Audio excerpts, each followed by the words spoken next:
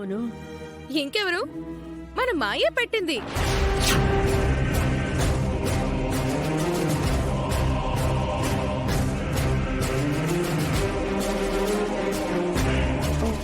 నాకు మరిన్ని మార్కులు పడ్డానికి నిహారికైతే ప్లాన్ వేసింది. మనం అంతా బయటే ఉన్నాం, మాయ మనతో పాటే ఉంది. ఎప్పుడు వెళ్ళి పెట్టింది? పామొచ్చినప్పుడు అందరం భయంతో పారిపోయామా? ఆ సమయంలో వినాయకుడు ముందున్న కుంకుమం తెచ్చి పెట్టింది. డాక్టర్ల ప్రయత్నంతో పాటు దైవానుగ్రహం కూడా ఉండాలని అటువంటి పని చేసింది. చెప్పవేంటి మాయా? అవునవును. మరి ఈ విషయం మాకెందుకు చెప్పలేదమ్మా? అంటే అంటే అంకుల్ అది అది నేను చెప్తానుండు. అత్తయ్య, మాయ ఎంత గొప్పదంటే తను ఏం చేసినా పబ్లిసిటీని అస్సలు కోరుకోదు. కొందరైతే కూరంత చేసినా కొండంత చెప్పుకుంటారు. మాయ అలాంటిది కాదు. ఎంత గ్రేటో కదా. అవునమ్మా, కుడి చేతితో చేసిన దానం ఎడం చేతికి కూడా తెలియనివ్వకుండా కొంతమంది చేస్తూ ఉంటారు. ఆ విధంగా ఉందమ్మా నీ తీరు.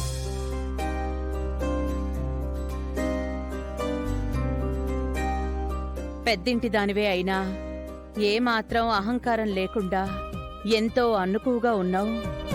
నీ సహాయం నేనెప్పటికీ మరువలేనిది.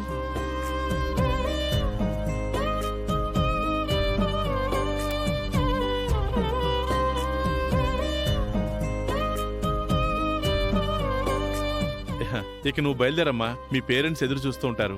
సరే, ఏదైనా అవసరమైతే కాల్ చేయండి. మొహమాట పడకండి. వస్తాను. అలాగేనమ్మా. బాయ్. కార్ వరకు డ్రాప్ చేసొస్తాను. పద.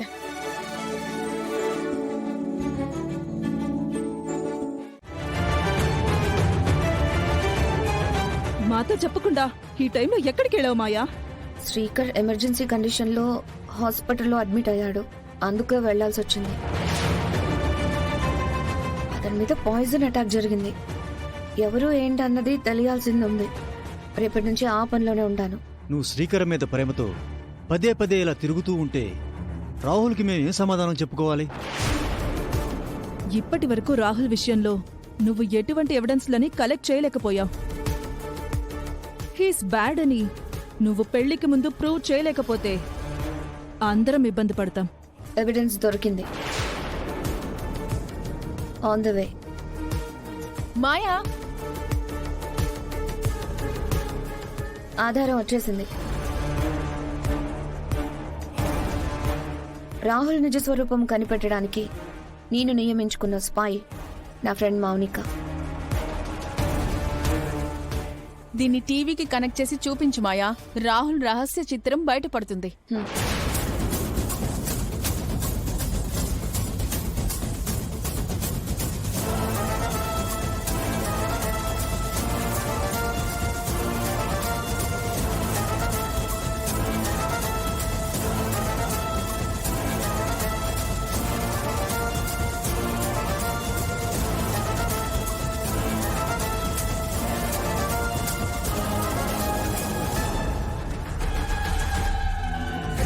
పెళ్లి సమయం దగ్గర పడుతున్న కొద్దీ రాహుల్కి భయం ఎక్కువైపోతుంది.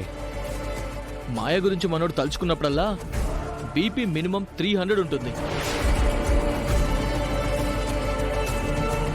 రే రాహుల్, నీ మీద మేము చాలా ఆశలు పెట్టుకున్నాం రా.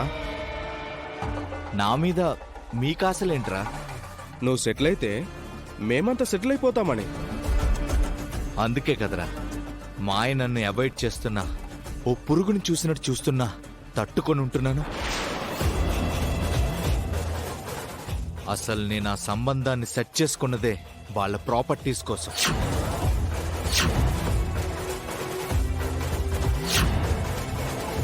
మా పేరెంట్స్కి ఏం లేకపోయినా ఫేక్ ప్రాపర్టీస్ని చూపించి ఆ శశిధర్ని నమ్మించాం.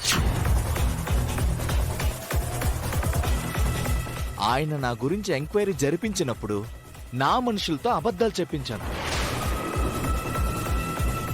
సంపాదించుకున్న వాడికి అన్ని తెలివితేటలుంటే దోచుకునేవాడికి ఇంకెన్ని తెలివితేటలుండాలి. మాయ ఏకైక కూతురు కాబట్టి ప్రాపర్టీలో వాటాల కోసం ఎవరు కాంపిటీషన్కి రారు. మ్యారేజ్ అయ్యి సర్వం నా చేతికి అందిన తర్వాత మీ అందరినీ నా కంపెనీలో మంచి మంచి పొజిషన్స్లో కూర్చో,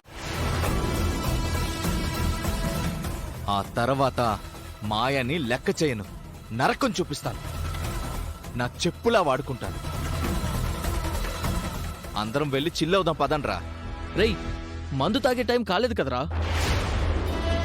మందు తాగడానికి టైం ఎందుకురా, పదండి.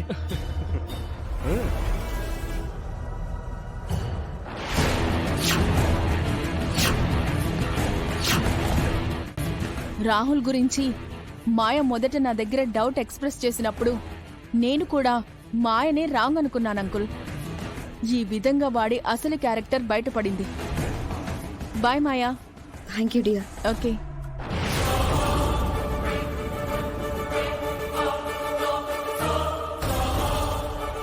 ఇప్పుడు చెప్పండి డాడ్, అటువంటి వాడిని నేను పెళ్లి చేసుకోవాలా?